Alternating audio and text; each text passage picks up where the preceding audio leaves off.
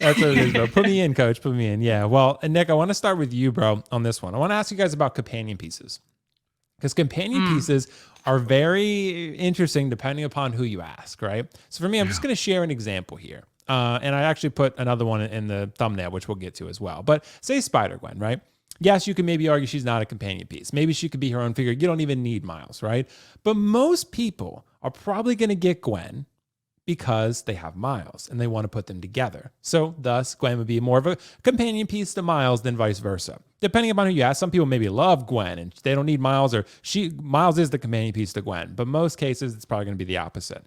That said, are companion pieces worthwhile? Nick, I want to ask you this question. Would you rather, because limited funds, prices tend to be going up, space is limited. You don't even use stands. So, at this point, is it a worthwhile investment, bro? Is it a worthwhile investment to get companion pieces? What do you think? I think it really depends on the person and the collection you're doing. Like for someone like me who only does I can only do 30 max, I'm very picky of what I'm getting. It has to be mostly main characters. I kind of broke that rule one time because I have the armor because I wanted her to go with Mando. So, and I mean, I don't know. I may get rid of her at some point, just to make space for another main character like Bo-Katan or something. But I think it really depends person to person. The more pieces you have, I feel like you could have more side characters. But if you're very limited on what you have, maybe stick to just the top tier characters, or as TBC would say, your tier ones, your tier twos, tier threes. Just do that sort of thing. That's Nick, that's how I look at it. You gotta think about the future, bro. Don't just think in the now, because what if your space eventually evolves where you can't have that? No, that's true too. He's just trying to enable you, bro. That's all he's doing. That's all Mario's doing. Something at he's making good Mario's points. giving a good viewpoint here, though. He's giving a good approach. No, wait a minute, he's making good points. I might go buy some 10 Death Troopers. You don't gotta go that far. You don't gotta go that far. Take it to the extreme, Nick. Yeah, I'm just saying, bro. Yeah, absolutely. Well, it's good to hear from you, Nick. And Riley, what do you think, bro? I mean, are companion pieces a worthwhile investment overall? It's a good question. I think that, to me, I don't think it depends on the like Nick said. It depends on the character because you brought a great point with Spider-Gwen. I have the Miles Morales, and I'm actually skipping on the Spider-Gwen. I'm not getting Spider-Gwen. I think it's just mainly depends on how much you like that companion piece. You shouldn't, in my eyes, buy a figure just because it looks good next to a figure. That's just the way I collect.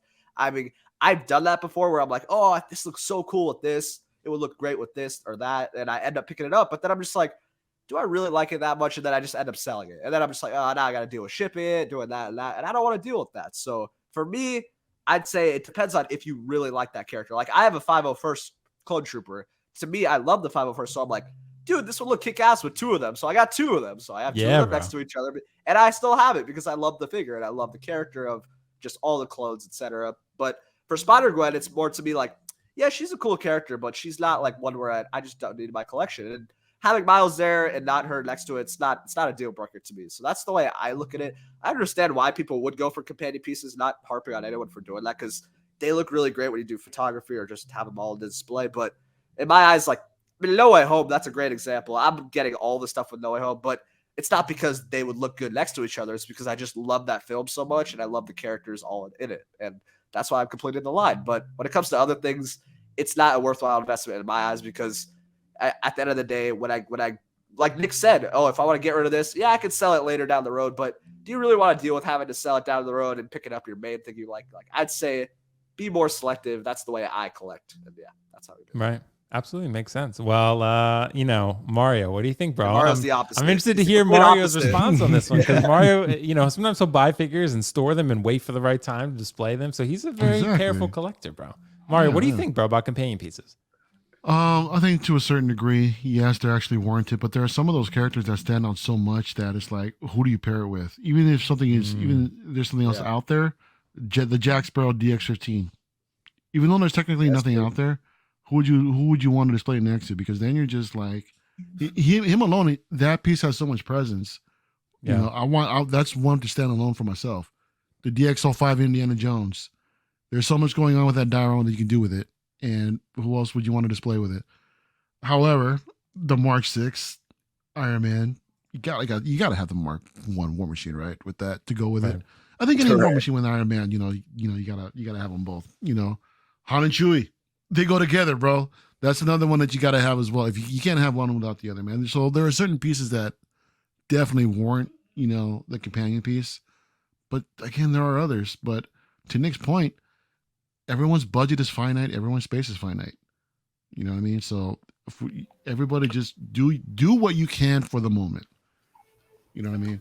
Good advice. Because at the same time, it's like, why would you want to invest in something that may not be worthwhile when you could put that towards something that you really, really want?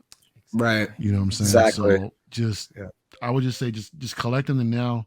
Even though you just gave Nick a little bit of shit for it. Future advice. I was gonna say is kind of backtracking. I know, but even still, but if you can, man, I mean, if the budget allows you to do so, then have at it, feel free. Yeah. Right. But I mean, just to do what you can. I mean, I would. That's for me, I can't really. I get fucking everything, dude. So even when it comes to Star Wars, Well, man, I also have to say everything too, here's a companion Mario. piece. It's a matter of like, say for example, like you wanted to change something in your collection. You wanted to sell the non-companion piece that you bought the companion piece for. Now you have to sell both because you're not really going to keep the companion piece without its companion that you bought it originally for.